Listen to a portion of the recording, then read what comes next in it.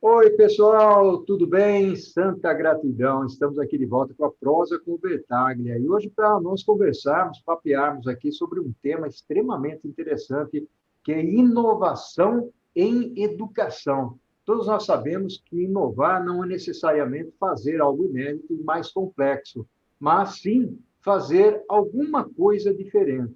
Isso corresponde a compreender algo, um processo ou uma necessidade e pensar na melhora ou na melhoria disruptiva ou não. Estamos muito habituados a pensar em inovação a partir da tecnologia. Claro, muito desta modernização, principalmente nos tempos atuais, ela inclui as aplicações e os dispositivos tecnológicos, como os tablets, os smartphones e os computadores. Porém, os recursos tecnológicos, apesar de serem muito importantes, eles são muito úteis ainda na medida em que eles desempenham um papel facilitador na vida dos gestores, dos professores e também dos alunos. Entretanto, inovar em educação também significa rever conceitos, reavaliando o papel do educador, do professor e do aluno no processo de aprendizagem. Principalmente neste mundo veloz, célere, neste mundo VUCA que nós conversamos às vezes aqui na prosa com o Bertaga, um mundo conturbado e incerto que vivemos, onde a única certeza é a mudança. Existem muitas propostas de inovação na educação. E para refletir, pensar sobre esse tema, eu vou prosear com um amigo, Fernando Tissu Kumo, conhecido também como Buda. Vamos lá? Oi, Fernando, meu amigo, que bacana, que legal, um orgulho, uma honra tê-lo aqui participando da prosa com o Bertaglia para falar de um tema que é extremamente interessante no mundo atual. Bem-vindo, Fernando! Obrigado, Paulo. Obrigado. Você sabe que você estava falando de tecnologia, né?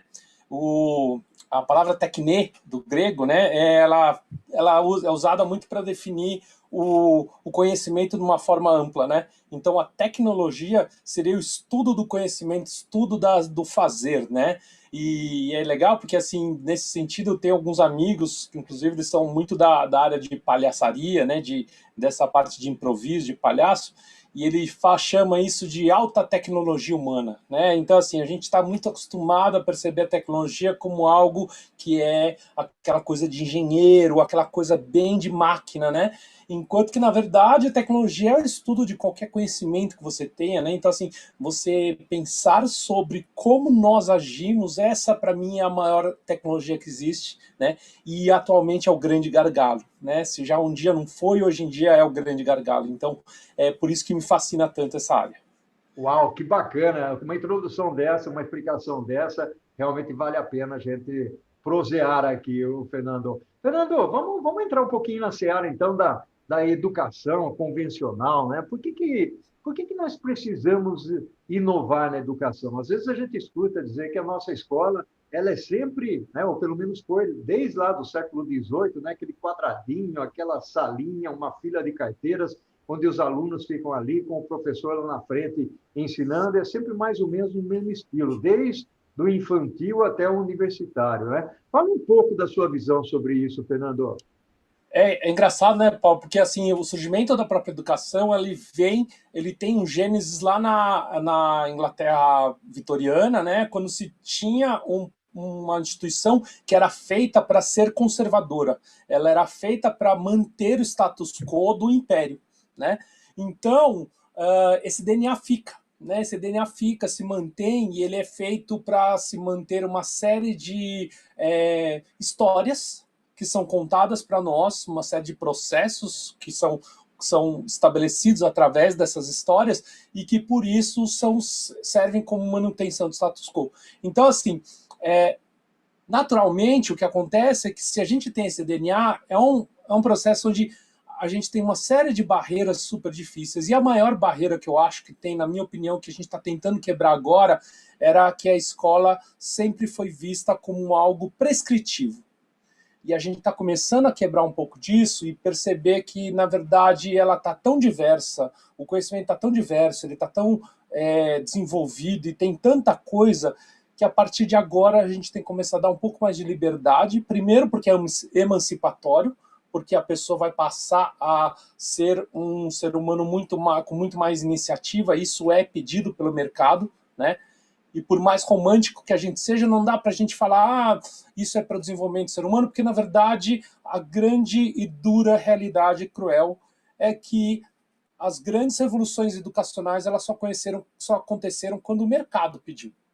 É um pouco duro isso, os românticos não vão gostar de ouvir isso, mas a grande verdade é essa. Só se popularizou a educação quando houve necessidade de maior instrução para as pessoas que estavam indo trabalhar em indústrias, só se popularizou a alfabetização quando isso se tornou um problema para as pessoas comunicarem e poderem exercer serviços mínimos, até como faxina, por exemplo, que é um serviço que não precisa de tanta especialização. Mas a verdade é essa, que existe uma necessidade cada vez maior de educação, e é por isso que também agora a universidade está chegando para, não todos, mas uma quantidade muito maior de pessoas. Então, essas demandas, elas acabam ditando o que vai ser feito na educação, né? Isso não quer dizer que a gente não possa se utilizar dessas demandas, porque a partir daí existe uma coisa muito legal, que é você subverter essas intenções do mercado. Então, o que você faz? Você pega a necessidade de maior autonomia do ser humano, porque é necessário que um empregado agora tenha uma maior autonomia para poder trabalhar, e usa para você falar, olha, talvez você não precise nem ser empregado. E aí você subverte esse sistema, você consegue trazer uma autonomia que seja bom para o indivíduo e não só para o mercado de trabalho. Então, eu acho que assim, eu defendo muito isso, né? É uma visão muito prática, uma visão muito hiperrealista, né? Mas é uma coisa que eu vejo uma forma de eu mudar o mundo de verdade, né? Porque se a gente for ficar Dom Quixoteando, que é uma coisa importante a gente ter uma utopia alcançável para mirar, mas ao mesmo tempo, qual é o caminho que eu vou fazer para poder chegar um pouquinho mais perto disso que eu quero, né? Então, o caminho que eu enxergo é a gente pegar essas demandas de mercado e hackear elas, subverter para poder fazer coisas mais legais e que sejam realmente importantes para o ser humano e que vão deixar uma sociedade muito melhor do que aquela que certas forças que são muito fortes vão estar puxando, né? Então, eu acho que assim, é necessário a gente trazer essa inovação, porque, na verdade, é através dessa inovação que a gente vai hackear esses sistemas de coisas super bem estabelecidas e que estão sendo formatadas para poder enquadrar o indivíduo, né? Então, nessa inovação que está a oportunidade de você pegar aquilo e falar, olha, peraí, eu sei que isso é importante, mas pega isso aí que você tem e usa dessa outra maneira, olha que legal. E aí você tem justamente aquela subversão que a gente quer tanto, né? Eu tenho 2 educadores que eu me balizo muito, assim, que gosto muito. Um deles é o Paulo Freire, que ele justamente fala dessa necessidade da gente emancipar o indivíduo e torná-lo ele uma pessoa pensante, né? Na verdade, toda a crítica que tem em torno dele é de que ele questione a sua realidade, né? E que ele questione a sua realidade e seja um crítico ativo e que possa também, uma vez que ele está em posições de mais influência, ele possa também emancipar outras pessoas. Então é um motivo muito nobre, né? E o outro é o Vygotsky, que é uma pessoa que entende que o desenvolvimento do ser humano ele acontece através da sociedade, né? Então, é através da minha relação com as outras pessoas que eu vou me desenvolver, desenvolvo na minha linguagem, desenvolvo minha inteligência, e é isso que eu acho que eu acredito também, né? Eu acredito muito nesse aprendizado coletivo de eu aprendo com você, você aprende comigo, eu não sei tudo, você não sabe tudo, então todo mundo aprende uns com os outros, né? Isso é uma frase muito Paulo Freire e que também o Vygotsky gosta muito, os dois conversam muito bem nessa parte. Que bacana, muito, muito legal essa explanação que você trouxe, ô, Fernando. E tem algumas características aí que você mencionou, que são características riquíssimas, principalmente esse fator de que a demanda, ou quem força a educação, né, até a qualidade da educação, é a sociedade quem busca isso, quem traz isso. E uma das coisas, eu faço muita mentoria, Fernando, eu gosto muito de fazer mentoria com estudantes, com professores, com executivos, e uma das coisas que eu digo para eles é o seguinte: a sua organização só vai melhorar se você obrigar que ela melhore.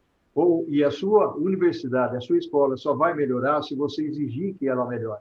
Então, a demanda realmente vem do mercado. E tem um fator grande, voltando para o aspecto tecnológico aí, que se fala muito hoje em dia, que é o mundo 4.0, a indústria 4.0, colocando uma força, né, muito importante nesse processo todo. Uma coisa que eu gostaria que você comentasse, Fernando, você me falou aqui nos bastidores que você fez algumas atuações pelo Brasil, dando cursos pelo Nordeste, né? Você como professor, né, orientando, passando algumas metodologias. Comenta um pouco desse trabalho, qual foi a recepção e o que é que você fez com relação a isso, Fernando? Há uns 15 anos atrás, eu trabalhava na Ação Educativa, que é a maior ONG de educação social do país, é uma das primeiras ONGs de educação do país, e eles contratavam a gente para poder viajar o Brasil em várias prefeituras e governos estaduais do Nordeste e da região Norte, né, para poder trabalhar junto com escolas públicas para poder trazer práticas inovativas, né? Não só nos próprios experimentos. Eu sou biólogo, né? Então a gente fazia experimentos com novos, coisas diferentes, com aulas de ciências, né? Não só nos experimentos, na prática, mas também na visão de mundo que você tinha para poder empoderar esses alunos, de falar, olha, você é um ser pensante, olha, você pode ser crítico, olha, critique um pouco o seu meio, olha, não seja só tarefeiro. Então ele tinha uma série de práticas que era justamente para dentro dessa linha emancipatória, né, de trazer mais espírito crítico para os indivíduos, né? Para que eles pudessem não ser só passivamente aceitar aquilo que estava acontecendo, mas para que eles pudessem atuar em cima daquilo e realmente agir como alguém que influi no seu meio e que modifica para que fique mais com a cara dele, para que fique mais de acordo com os anseios deles, né? Então, é incrível porque você vê realidades assim gigantescamente diferentes entre o que eu sou de São Paulo, né, aqui, o que eu vejo aqui em São Paulo, nessa bolha gigante que a gente tem em São Paulo, e, por exemplo, eu fui para Eldorado dos Carajás, né, para Canaã dos Carajás, que era um lugar que eu tinha a impressão que se eu desse uma olhada errado para alguma pessoa, eu podia tomar um tiro. Então, assim, era dentro desse espectro de diferenças que a gente conseguia perceber qual é o desafio que a gente tem em educação, né? Me dá uma perspectiva muito grande, né? Eu lembro que eu cheguei no centro comunitário lá de Canaã dos Carajás, tinha um cartaz que eu nunca vou esquecer. Era um adulto, um homem adulto, atrás de uma menina que tinha pelo menos uns 13, 14 anos, e aí estava escrito, trauma é para sempre, né? E aí depois me contaram qual era o contexto daquele cartaz, porque era de certa forma comum, quase que uma tradição, pais mandarem suas filhas, quando completassem 14, 15 anos, pros bordéis. E aí, ao fazer isso, ela não pode ir virgem, então ele vai lá e simplesmente desvirginava ela, tirava a virgindagem dela, né? Então, assim, é nesse nível de educação que a gente está lidando com essas pessoas e é com isso que a gente vai trazer essa coisa de espírito crítico, né? Porque não é possível você imaginar que um sistema educacional chegue num lugar desse e não mostre que, olha, você pode questionar esse tipo de coisa. Não, para mim é inaceitável. Eu acho que para a maioria de nós que vive numa outra realidade completamente diferente é inaceitável. Então, assim, quando eu falo de educação emancipadora, não é essa coisa de vamos contra o sistema todo, não. É para localmente ele começar a questionar pequenas realidades que são muito opressoras para eles, sabe? Então, assim, é opressora para o pai, é opressora para a filha, é opressora para a mãe, é opressora para toda aquela comunidade que está lá e que está vivendo com situações. E eu estou dando só um exemplo, tinha 10 mil coisas que a gente via que eram completamente, assim, impensáveis para nós que somos daqui da cidade de São Paulo, né? Então, assim, são essas coisas que acho que às vezes me angustiam tanto que eu falo, eu preciso fazer alguma coisa em relação a isso, sabe? Não dá para a gente deixar e ter esses dois Brasis tão diferentes, em extremos tão diferentes e achar que está tudo bem, sabe? Então, assim, é nesses momentos que eu fico pensando, toda vez que a gente pensa politicamente o que a gente vai fazer, a gente tem que pensar nisso e não ficar só virado para nossa bolha. Eu costumo falar que a maior militância que alguém pode ter é o diálogo.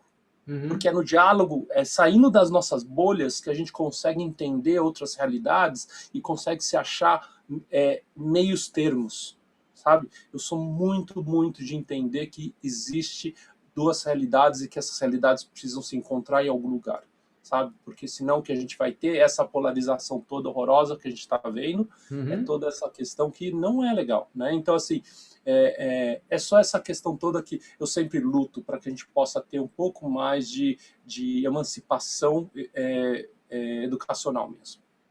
Que bacana, o Fernando. Legal. Primeiro, deixa eu te parabenizar, né? Esse tipo de visão, e não só visão, cá entre nós, prática, né? Você praticou isso, você foi lá, você auxiliou, apoiou. Fernando, a conversa está tão gostosa, tão boa, que o primeiro tempo aqui do nosso jogo já está acabando. Vamos fazer o seguinte, Fernando, toma uma aguinha, um café aí e vamos para o segundo tempo, tudo bem? Bora, bora lá. Olha aí, pessoal, que bacana, que legal, que fantástica que está sendo essa prosa aqui. Fernando está trazendo algumas coisas, algumas realidades aí. Aliás, ele utilizou a palavra bolha, muito interessante. E nós vivemos realmente, circunstancialmente, em bolhas, né? E nós precisamos saber sair dessa bolha até para identificar o que acontece no nosso Brasilzão aí, que é um mundo à parte, né? Mas nós vamos falar aqui do tópico 2, Fernando. Eu gostaria de explorar contigo o lado das tendências inovadoras da educação, né? E aí nós vamos tocar em alguns assuntos que são interessantes. Vamos trazer tecnologia para essa conversa também, mas tem alguns outros elementos. Vamos lá? A bola é sua. Então, eu acho que uma das coisas que a gente tem trabalhado muito é a ludificação. É a área que eu trabalho, então, assim, isso aqui que vocês estão vendo não é cenário, não é um fundo, é real. É um monte de jogo de tabuleiro, porque na verdade o meu DNA é esse. Eu venho muito da área de jogo de tabuleiro, eu sempre fui gamer, né? E dentro dessa história eu comecei a utilizar jogos, levar jogos para sala de aula, jogos para experiências de aprendizado, né? E é engraçado porque assim eu comecei a trabalhar com jogos e eu achava que o legal era o jogo, que eu tinha que levar o jogo, né? E para mim o jogo era o fim. E aí eu comecei a perceber no meio do processo que o jogo não é o fim, é o meio. Por que era o meio? Porque eu percebi que o mais importante de tudo não era o jogo, era a conexão. Então o que acontece é que eu comecei a perceber por que eu trabalho com jogos de tabuleiro e não jogos digitais. Porque na verdade jogos de tabuleiro são os que conectam as pessoas, enquanto que os jogos digitais eles tendem a desconectar. Né? Se você olhar a criança jogando um jogo digital, geralmente ela está lá isolada, ela pode estar até com fone de ouvido, conversando com outra pessoa, mas os sentidos são tão inundados tão fortemente por todos os sentidos, né, que não dá tempo dela se relacionar com profundidade com a outra pessoa. Então o que acontece é que no jogo tabuleiro você tem um outro tempo, um outro passo, um outro ritmo, e isso permite que você se comunique melhor, você dá para e aí, como é que tá a tua família? E a tua mulher melhorou, sabe? Então você consegue ter conversas mais profundas, consegue entender as pessoas e principalmente consegue perceber elas no seu pior, o que é mais interessante, porque muitas vezes os jogos vão trazer situações que vão levar a crises emocionais. E essas crises emocionais é quando você conhece realmente as pessoas, né? Então Platão ele tinha uma frase que é sensacional, que é: você conhece mais uma pessoa em 1 hora de jogo do que em toda uma vida. Quer dizer, lá na Grécia Platão já falava isso, né? Então assim, e você vai ver, não é à toa que se usa tanto jogo hoje em dia em dinâmicas corporativas, por muitas vezes dinâmicas de seleção de emprego, mas até de treinamento de pessoas que já foram contratadas. Por quê? Porque às vezes a gente tem certas situações que acontecem no trabalho das pessoas que elas ficam submersas, mas estão lá atuando e estão alterando todas as dinâmicas interpessoais, né? E aí a gente vai dar um jogo e aí essa mesma crise com a mesma cara acontece nesse jogo, só que nessa hora, além de você estar dentro do jogo, que é uma coisa que encapsula aquela crise, então ela não deixa a crise sair para fora de lá, né? Ela também deixa muito claro que isso aconteceu. E aí você consegue, na saída do jogo, na hora que o jogo acaba, você consegue chegar e conversar com essa pessoa, assim, fulano, o que aconteceu nessa hora? E aí ele começa a se dar conta, muitas vezes se dá conta de algo que ele não tinha tão consciente. E uma vez que ele se dá conta, você dá a oportunidade dele achar a própria solução. Então, agora que você viu que você não se comunica tão bem, qual vai ser o seu plano de desenvolvimento? O que você quer fazer para poder se comunicar melhor? Porque a gente não fala que o primeiro passo para a cura é saber que está doente, né? Então, assim, não é exatamente uma doença, mas saber que você tem um problema é o primeiro passo para você querer resolver ele. Então, a questão era, agora que você sabe que você não se comunica bem, o que você vai fazer? Eu vou tentar me comunicar mais ativamente com as pessoas, conversar, e é isso, sabe? Então, assim, o que o jogo dá oportunidade é de a gente se perceber em situações de crise, em situações difíceis, em conversas difíceis, e poder tratar disso de uma maneira muito mais eficiente, sabe? Então, é por isso que eu acredito tanto no poder do lúdico. É porque a gente fala que atrás do jogo ninguém se esconde, e uma vez que ele toma consciência, aquele treinamento que a gente faz uma vez lá, ele vira uma âncora para o autodesenvolvimento da pessoa ao longo das semanas seguintes. Então isso tem um poder muito grande, porque não é uma palestra que o cara ouve, entrou por aqui, e alguma coisinha ficou e saiu por aqui. Não, ele fica, porque é uma experiência. E se é uma experiência, você lembra. Se ela está carregada com a devida emoção, você lembra. E o maior exemplo que eu dou disso é uma expressãozinha que na hora que eu falo, todo mundo ri. Quem estiver vendo no vídeo agora vai dar uma risadinha, porque eu vou falar 7-1.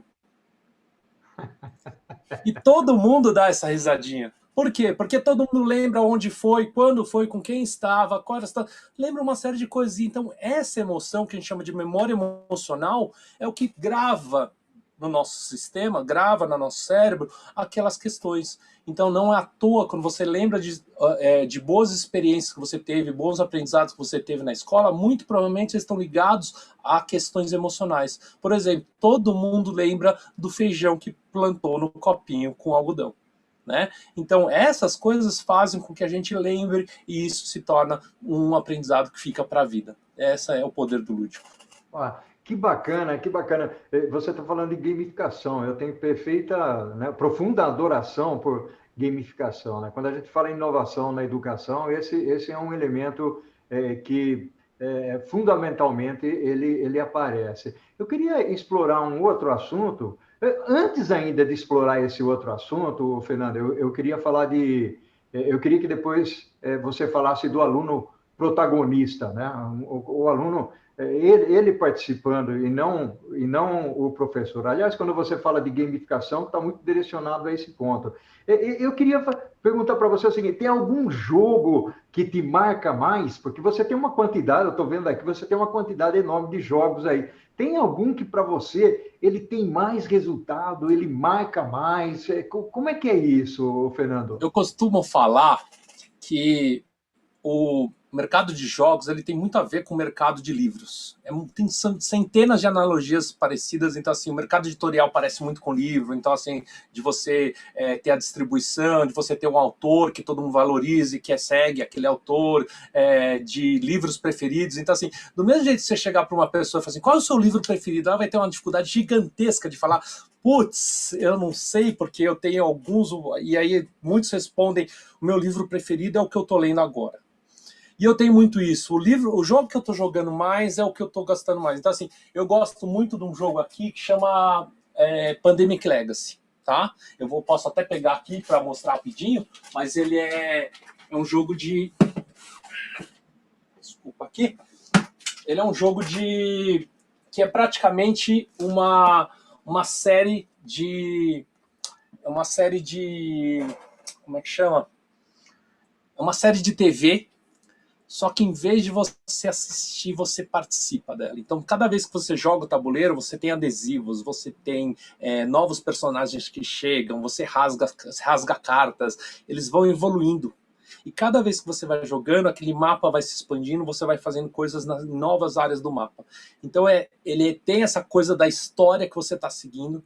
Tanto é que você entra em fóruns que falam sobre esse jogo, tem um negócio chamado spoiler, que você não pode saber da coisa para frente, porque vai estragar a sua história, porque tem todo um desenvolvimento, tem aquele plot twist, que é aquelas viradas na trama, que você fala, cara, não acredito que isso está acontecendo, mano, olha isso. E eu tive exatamente essa sensação. Então, quando você participa de uma série dessas, sendo o próprio personagem, isso para mim é imbatível. Então, assim, eu adoro esse... É um gênero relativamente recente, ele tem pouco mais de 7, 8 anos de idade que surgiu esse tipo de jogo, mas é um jogo que me cativa demais. E agora, que esse aqui é temporada 2. Se você olhar aqui, ó, aparece temporada 2. E aí tem o temporada 1, e agora lançaram o tal do prequel, que é a sequência que, na verdade, é uma anterior, que é uma temporada 0. Eles lançaram uma anterior para falar de coisas que aconteceram antes de chegar nesse momento, que é a temporada 1, né? Mas eu só queria falar uma coisinha do que você estava falando, pegar um gancho. Você falou de gamificação, e dessa coisa de entender que o jogo era o meio e não era o fim, eu comecei a perceber que o importante também não era só o jogo, era o lúdico. E aí eu comecei a chamar a gamificação de ludificação. Eu e uns amigos, um grupo de amigos, né? Porque no final das contas, quem tá lá do outro lado, eles não estão querendo saber se é jogo ou não, eles estão querendo saber se é legal ou não. E aí, no momento que você expande do jogo pro lúdico, fica muito mais fácil das pessoas pensarem no que elas podem fazer. Então, assim, eu gosto muito de ajudar as pessoas falando, olha, gamificação é legal, mas ludificação é mais legal ainda e é mais fácil de fazer. Porque aí vale qualquer coisa que seja legal, sabe? Vale qualquer coisa que envolva e que te torne mais protagonista, né? Então, então vale teatro, vale desenho, vale pintura, vale qualquer coisa que você fale. Cara, adorei, foi muito legal, né? Então é isso, esse é o grande termômetro, né? Qual é o nível de envolvimento que você tem, porque você está interagindo com aquilo. Que bacana, muito, muito legal, Fernando. E agora, rapidinho, eu queria entrar nessa parte do aluno protagonista. E como é que você enxerga isso? Então, o jogo ele traz isso muito forte, né? Porque na verdade, assim, cada vez mais está se exigindo isso, né? Cada vez mais, ano passado, retrasado, a indústria de jogos superou a indústria de cinematográfica, né? Isso mostra uma tendência que cada vez mais eles querem ser os atores daquela história, né? Então, a história ainda é o central. O storytelling, a narrativa ainda é o central da coisa e cada vez se exige mais que tenha uma narrativa legal, né? Mas no caso do jogo, você consegue ser o atuante, o cara que está fazendo coisas, né? E cada vez mais a gente tem jogos chamados mundos abertos, onde você pode pensar qualquer coisa, fazer qualquer coisa e ser criativo lá dentro, né?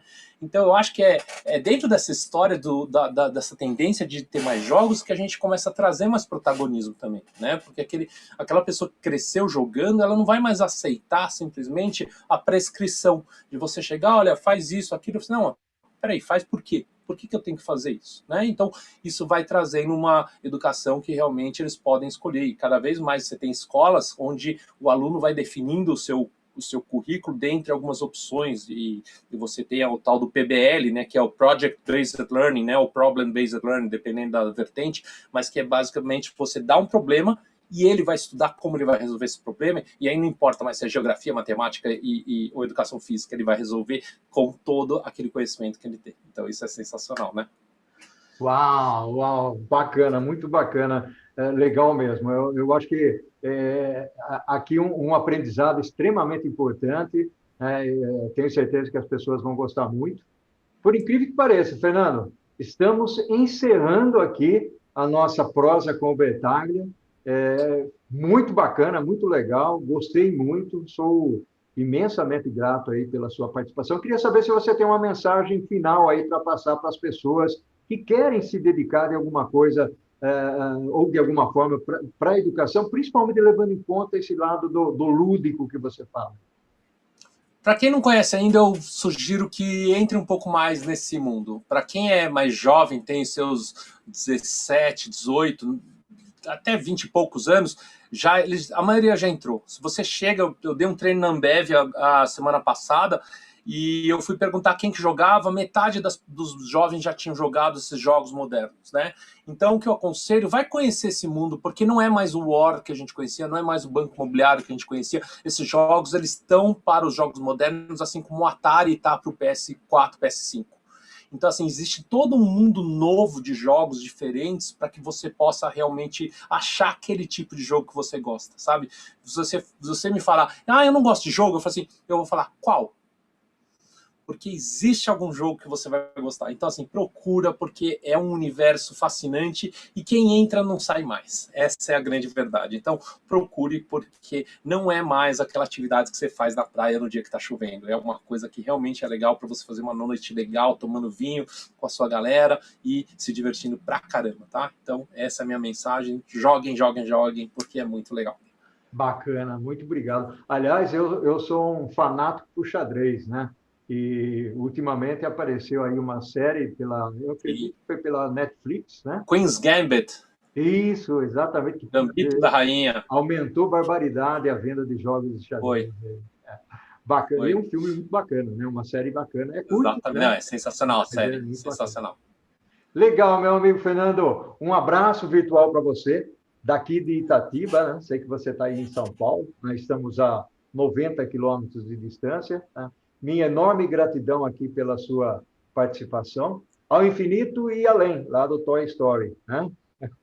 Eu que agradeço, Paulo. E é isso. Quem quiser me procurar nas redes sociais, procura Fernando Sucumo. Você vai me achar em qualquer rede social com esse nome, tá bom? Valeu. Perfeito. Abração, meu amigo. Tudo de bom para você. Tchau, Valeu, cara. tchau. Um abraço. Tchau, tchau. Fernando.